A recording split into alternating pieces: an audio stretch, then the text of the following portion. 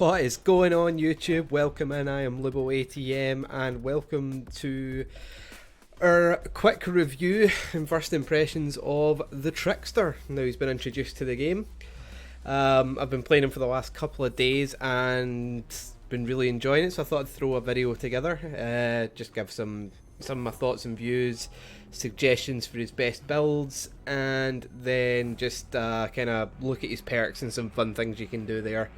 So, the Trickster has got a dividing opinion throughout the DBD community in terms of his appearance and his overall playability and things like that. I think the only thing that everyone's unified about with the Trickster is the fact that he sent pretty much 90% of the Dead by Daylight community into horny jail. So, and as you can see from the picture there, you can pretty much see why. You know what I mean? Like he's a good looking chap. So, I'm going to jump in first of all. I said break it down into 3 sections, so we'll start off by talking about my kind of my opinions and first impressions, and then we'll move into the perk side of the conversation. So let's have a look at what we think of the Trickster. Right guys, what can we say about the Trickster? So my first impression of the Trickster is, objectively, overall, he's not the best killer in the game. He's probably on the kind of lower side of any tier rankings, but I honestly think he's just so much fun. I know a lot of people are just saying, why wouldn't you just M1 with his basic attack rather than using the daggers, but using the daggers are so much fun. See, chasing people around big open maps and just rapid firing daggers at them is just so much fun. Like, honestly, it's so much fun. And anyone who says they don't enjoy doing it is just lying to you, because it is so much fun. I get that it can be like, if you're used to the way your playstyle is, that you want to win games and you want to get 4Ks or 12 cooks.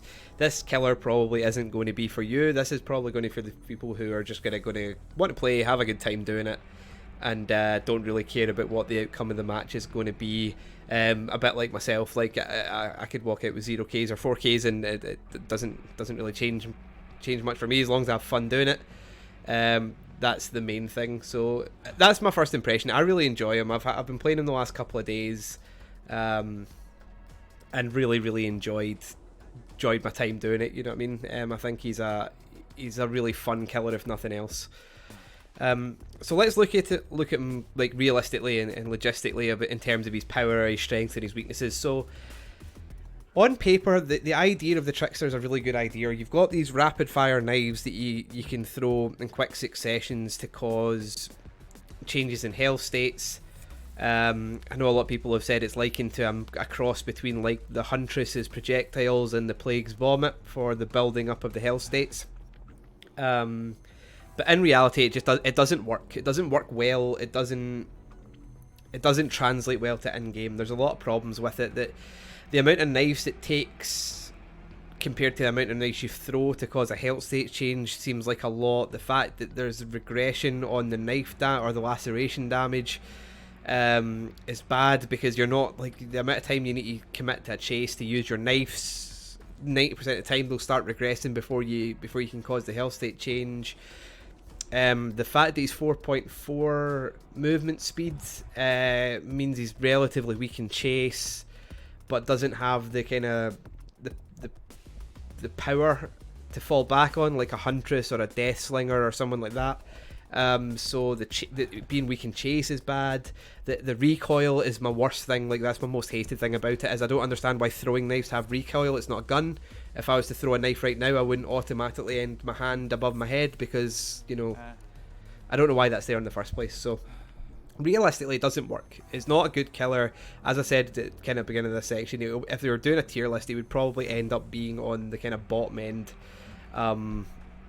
in terms of like strength against other killers in the game, which, you know, I mean, it's fair enough. It is what it is. But I don't think there is getting away from how fun he is to play and how much fun you can have if you're just in for a mess around, you know what I mean? And I honestly don't think it would take a lot to fix it. I don't think it would take a lot to change it. I think I don't think what everyone's saying is like, you need to do this, and then it'll be a good killer. I think you maybe only need to change one aspect. Like, if you made him a 4.6 killer, or you took away the recoil completely, or you reduced the amount of damage that knives take to change a health state, or you don't regress the laceration damage. One of those changes would make it a lot better to play this guy, because it would all do something to make him more feasible. But I think that'll come with time. I think obviously like as the devs get more data, the more people play them, the more they'll realise what's probably the best change for this killer, and hopefully that will come sooner rather than later in the change and update form, rather than having to wait like patches down the line for something to be brought in, like what's happened kind of with Blight's FOV. Obviously the Blight was brought in like 6 months ago ish, and that's his FOV just been changed, and a lot of people who were going to play Blight have now kind of steered away from him.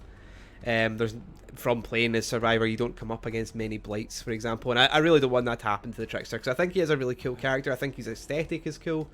Obviously the one that we're showing just now we've got on because it matches our channel colours and it's my favourite, but I like the difference in cosmetics.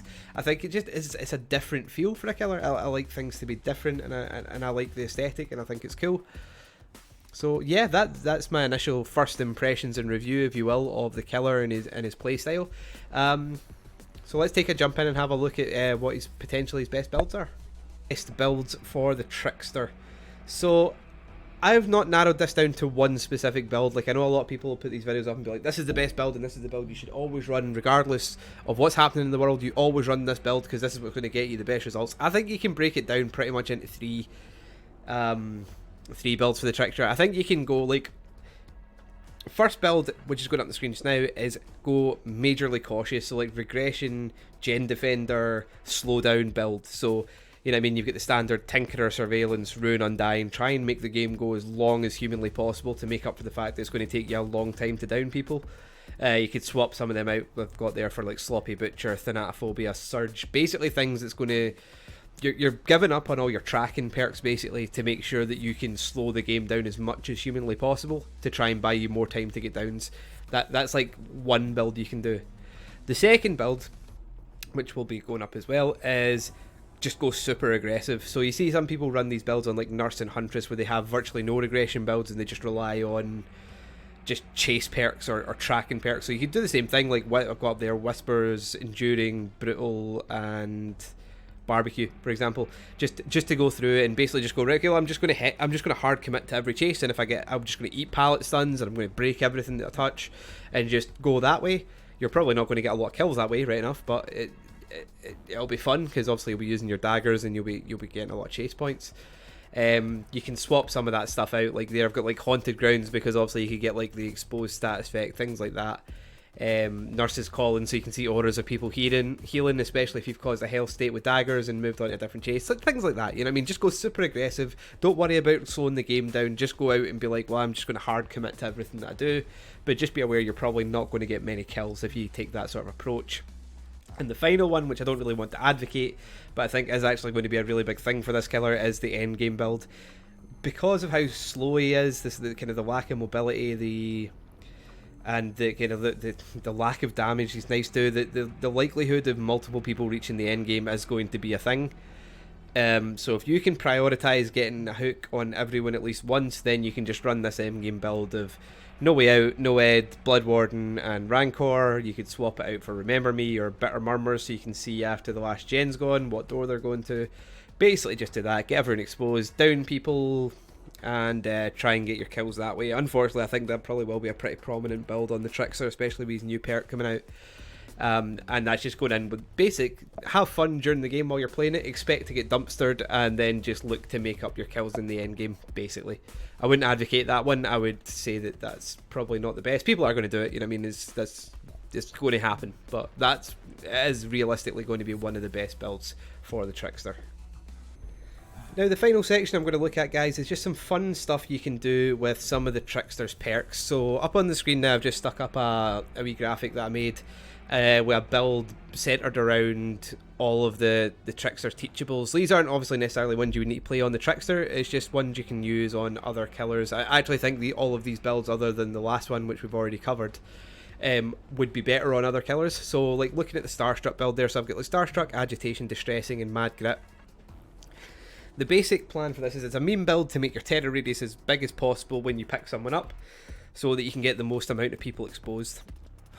Basically, like you could run this on Doctor, and like with these perks, I think if my maths is right, you would have like roughly about a 52 meter terror radius. If you were running the double or stacked cam add-ons, I think you could potentially get up to like 67 meters or something. Get more people exposed, gives you increased mobility with your agitation, and no missed attack cooldown with mad grit, and just go and just try and get downs that way. Like that could be a pretty fun meme build you could run with Starstruck.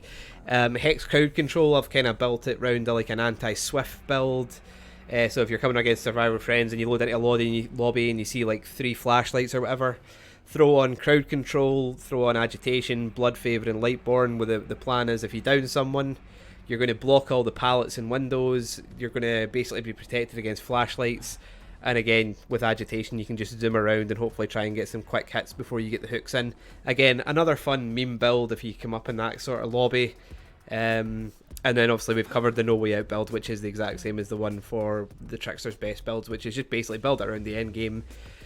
Get to the end game, trap everyone, kill everyone, you know, pretty basic stuff. But again, just something to think about and stuff to try out on different killers, or even to try out on the Trickster, to get some use out of these teachables. Because a lot of the time when new teachables come into the game, people go, oh, that perk's garbage, I'm never going to use it. So there's some ideas for you. Like, don't use those exact ones. You can use ones that are slightly different. But hey, it's always good for a laugh, isn't it? So that is my first impressions, best builds, and perk analysis of the Trickster. So hope you guys have enjoyed it.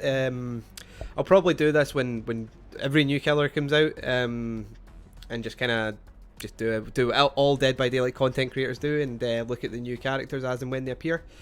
So yeah, it's been grand. I hope you've enjoyed it. I hope you've got some perk and build ideas and know what to expect if you've not played the Trickster or seen the Trickster yet. Thanks so much for tuning in. Please like and share the video, subscribe to the channel. It really helps get me up the directory and help with the algorithms, which is wonderful. Come check me out on Twitch. I stream a couple of times a week over at twitch.tv/LiboATM. And until I see you next time, guys, peace out.